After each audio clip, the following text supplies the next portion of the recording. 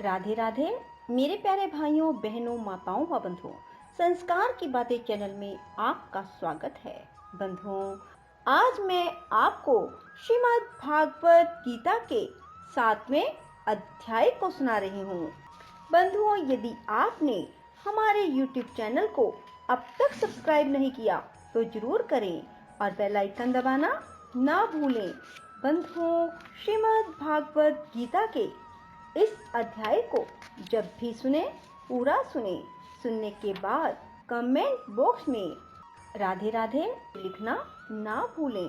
बंधुओं, श्रीमद् भागवत गीता के 7वें अध्याय का महात्म सुनने के बाद ही श्रीमद् भागवत गीता के 7वें अध्याय को सुने। भगवान शिव माँ पार्वती से कहते हैं कि मैं तुम्हें 7वें अध्याय का महात्म सुनाता हूँ, जिसे सुनकर कानों में अमृत राशि भर जाती है।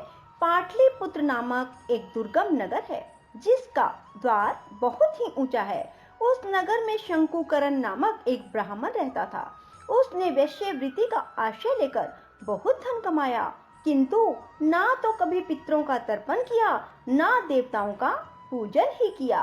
वह धन उपार्जन में तत्पर होकर राजाओं को ही भोज दिया करता था। एक समय की बात है, उस ब्राह्मण ने अपना चौथा विवाह करने के लिए पुत्रों और बंधुओं के साथ यात्रा की। मार्ग में आधी रात के समय जब वह सो रहा था, एक सर्प ने कहीं से आकर उसकी बाह में काट लिया।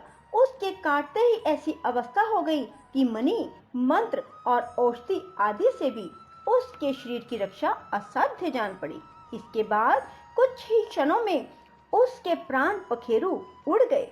फिर बहुत समय के बाद वह प्रेत सर्प योनि में उत्पन्न हुआ। उसका चित्त धन की वासना में बंधा था। उसने पूर्व वृतांत को स्मरण करके सोचा, मैंने जो घर के बाहर करोड़ों की संख्या में अपना धन गाड़ रखा है, इससे इन पुत्रों को वंचित करके स्वयं ही उसकी रक्षा करूंगा। एक दिन सांप की योनि से पीड़ित होकर पिता ने स्वप्न में अपने पुत्रों के समक्ष आकर अपना मनोभाव बताया।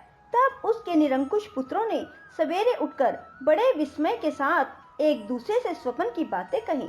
उनमें से मझला पुत्र कुदाल हाथ में लिए घर से निकला और जहां उसके पिता सर्प योनि धारण करके रहते थे, उस स्थान पर गया। यद्यपि उसे धन के स्थान का ठीक ठाक पता नहीं था, तो भी उसने चिन्हों से उसका ठीक निश्चय कर लिया और लोभ बुद्धि से वहां पहुंचकर बांबी को खोदना आरंभ किया।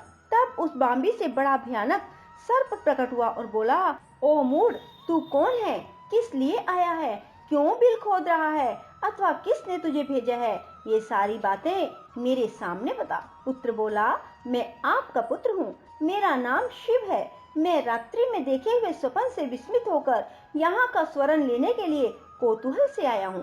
पुत्र की यह वाणी सुनकर वह सांप हंसता हुआ उच्च स्वर से इस प्रकार बोला, यदि तू मेरा पुत्र है तो मुझे शीघ्र ही बंधन से मुक्त कर। मैं पूर्व जन्म के गाड़े हुए धन के लिए सर्प योनि में उत्पन्न हुआ हूँ। पुत्र ने पूछा, पिताजी, आपकी मुक्ति कैसे होगी? इसका उपाय मुझे बताइए, क्योंकि मैं इस रात में सब लोगों को छोड़कर आपके पास आया हूँ। पिता ने कहा, बेटा, गीता के अमृतमय 7वें अध्याय को छोड़कर मुझे मुक्त करने में तीर्थ, दान, तप और यज्ञ भी सर्वथा समर्थ नहीं है। केवल गीता का 7वां अध्याय ही प्राणियों के जरा मृत्यु आदि दुख को दूर करने वाला है। पुत्र, मेरे श्राद्ध के दिन 7वें अध्याय का पाठ करने वाले ब्राह्मण को श्रद्धा पूर्वक भोजन कराओ। इससे निसंदेह मेरी मुक्ति हो जाएगी। बस अपनी शक्ति के अनुसार पूर्ण श्रद्धा के साथ वेद विद्या में प्रवीण अन्य ब्राह्मणों को भी भोजन कराना। सर्प योनि में पड़े हुए पिता के ये वचन सुनकर सभी पुत्रों ने उसकी आज्ञा के अनुसार उससे भी अधिक किया। तब शंकुकर्ण ने अपने सर्प शरीर को त्याग कर दिव्य देह धारण किया और सारा धन पुत्रों के अधीन कर दिया। पिता ने करोड़ों की संख्या में जो धन बांट दिया था, उससे वे सदाचारी पुत्र बहुत प्रसन्न हुए। उनकी बुद्धि धर्म में लगी हुई थी, इसलिए उन्होंने बावली, कुआं, पोखरा, यज्ञ, देव मंदिर के लिए उस धन का उपयोग किया और अन्नशाला भी बनवाई। तत्पश्चात 7वें अध्याय का जप करते हुए उन्होंने मोक्ष प्राप्त किया। हे पार्वती, यह तुम्हें 7वें अध्याय का महात्म मैंने तुम्हें बताया, जिसके श्रवण मात्र से मानव सब पातकों से मुक्त हो जाता है। श्रीमद् भागवत गीता का 7वां अध्याय। इसके बाद श्री कृष्ण भगवान बोले, हे पार्थ, तू मेरे में अनन्य प्रेम से आसक्त हुए मन वाला और अनन्य भाव से मेरे प्रायण होकर योग में लगा हुआ, मुझको संपूर्ण विभूति, बल, ऐश्वर्य आदि गुणों से युक्त सबका आत्म रूप जिस प्रकार संशय रहित जानेगा, उसको सुन। मैं तेरे लिए इस रहस्य सहित तत्व ज्ञान को संपूर्णता से कहूँगा, जिसको जानकर संसार में फिर कुछ जानने योग्य शेष नहीं रहता। हजारों मनुष्य में कोई ही मनुष्य मेरी प्राप्ति के लिए यत्न करता है, और उस यत्न करने वाले योग्यों में भी कोई ही पुरुष मेरे परायण हुआ मेरे को तत्व से जानता है, अर्थात यथार्थ मर्म से जानता है। हे अर्जुन, पृथ्वी, जल, अग्नि, वायु और आकाश, मन, बुद्धि, अहंकार भी ऐसे यह 8 प्रकार से विभक्त हुई मेरी प्रकृति है। यह 8 प्रकार के भेदे वाली अपरा है, अर्थात मेरी जड़ प्रकृति है। हे महाबाहो, इससे दूसरी को मेरी जीव रूपा परा अर्थात चेतन प्रकृति जान, कि जिससे यह संपूर्ण जगत धारण किया जाता है। हे अर्जुन, तू ऐसा समझ कि संपूर्ण भूत इन दोनों प्रकृतियों से ही उत्पत्ति वाले हैं, और मैं संपूर्ण जगत का उत्पत्ति तथा प्रलय रूप हूँ, अर्थात संपूर्ण जगत का मूल कारण हूँ। इसलिए हे धनंजय, मेरे से सिवा किंचित मात्र भी दूसरी वस्तु नहीं है। यह संपूर्ण जगत सूत्र में सूत्र के मणियों के सदृश मेरे में गुथा हुआ है। हे अर्जुन, जल में मैं रस हूँ, चंद्रमा और सूर्य में प्रकाश हूँ, संपूर्ण वेदों में ओंकार हूँ, आकाश में शब्द, पुरुषों में पुरुषत्व हूँ, पृथ्वी में पवित्र, गंध और अग्नि में तेज हूँ, और संपूर्ण भूतों में उनका जीवन हूँ, जिससे वे जीते हैं वह मैं हूँ, और तपस्वियों में तप हूँ। हे अर्जुन, तू संपूर्ण भूतों का सनातन कारण मेरे को ही जान। मैं बुद्धिमानों की बुद्धि, तेजस्वियों का तेज हूँ। हे भरत श्रेष्ठ, मैं बलवानों का आसक्ति और कामनाओं से रहित बल अर्थात सामर्थ्य हूँ। सब भूतों में धर्म के अनुकूल अर्थात शास्त्र के अनुकूल काम हूँ। और भी जो सत्वगुण से उत्पन्न होने वाले भाव हैं, जो रजोगुण से और तमोगुण से होने वाले भाव हैं, उन सब को तू मेरे से ही होने वाले हैं, ऐसा जान। परंतु वास्तव में उनमें मैं और वे मेरे में नहीं है। गुणों के कार्य रूप सात्विक, राजस और तामस, इन तीनों प्रकार के भावों से अर्थात राग, द्वेष आदि विकारों से संपूर्ण विश्व से यह सब संसार मोहित हो रहा है। इसलिए इन तीनों गुणों से परे मुझ अविनाशी को तत्व से नहीं जानता, क्योंकि यह अलौकिक अर्थात अति अद्भुत त्रिगुणमयी मेरी योग माया बड़ी दुस्तर है। जो पुरुष मेरे को ही निरंतर भजते हैं, वे इस माया को उल्लंघन कर जाते हैं, अर्थात संसार से तर जाते हैं। ऐसा सुगम उपाय होने पर भी माया द्वारा हरे हुए ज्ञान वाले और आसुरी स्वभाव को धारण किए हुए मनुष्यों में नीच और दूषित कर्म करने वाले मूढ़ लोग तो मेरे को नहीं भजते। हे भरतवंशियों में श्रेष्ठ अर्जुन, उत्तम कर्म वाले अर्थार्थी, आर्त, जिज्ञासु और ज्ञानी अर्थात निष्कामी, ऐसे 4 प्रकार के भक्तजन मेरे को भजते हैं। उनमें भी नित्य मेरे में एक ही भाव से स्थित हुआ अनन्य प्रेम भक्ति वाला ज्ञानी भगत अति उत्तम है, क्योंकि मेरे को तत्व से जानने वाले ज्ञानी को मैं अत्यंत प्रिय हूँ। वह ज्ञानी मेरे को अत्यंत प्रिय है। यद्यपि ये सभी उदार हैं अर्थात श्रद्धा सहित मेरे भजन के लिए समय लगाने वाले होने से उत्तम है, परंतु ज्ञानी तो साक्षात मेरा स्वरूप ही है, ऐसा मेरा मत है। क्योंकि वह स्थिर बुद्धि ज्ञानी भगत अति उत्तम गति स्वरूप मेरे में ही अच्छी प्रकार स्थित है, जो बहुत जन्मों के अंत के जन्म में तत्व ज्ञान को प्राप्त हुआ ज्ञानी सब कुछ वासुदेव है, अर्थात वासुदेव के सिवा अन्य कुछ है ही नहीं। इस प्रकार मेरे को भजता है, वह महात्मा अति दुर्लभ है।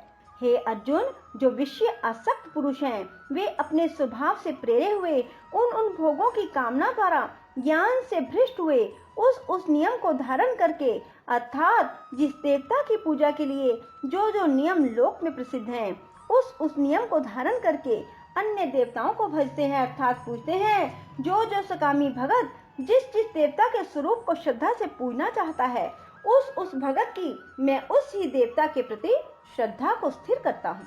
वह पुरुष उस श्रद्धा से युक्त हुआ उस देवता के पूजन की चेष्टा करता है और उस देवता से मेरे द्वारा ही विधान किए हुए उन इच्छित भोगों को निस्संदेह प्राप्त होता है। परंतु उन अल्प बुद्धि वालों का वह फल नाशवान है। वे देवताओं को पूजने वाले देवताओं को प्राप्त होते हैं और मेरे भगत चाहे जैसे ही भजें, शेष में वे मुझे ही प्राप्त होते हैं।